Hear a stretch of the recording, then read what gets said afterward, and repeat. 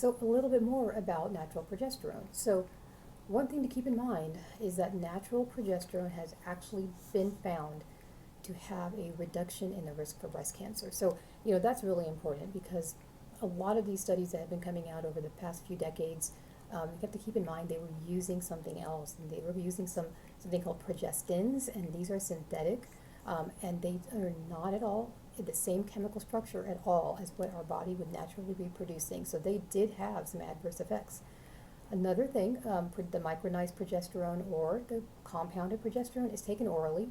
Again, it's an oral capsule, it's taken at nighttime. It's also important to go back and look at estrogen because estrogen, the route is really important on how we use it.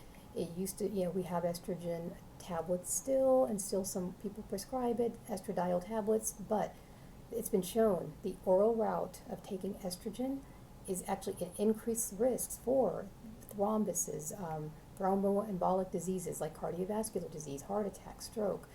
There's something about the oral estrogen being metabolized in our liver that increases these inflammatory markers and actually increases the risk for those conditions. So we do not like to use oral estrogen.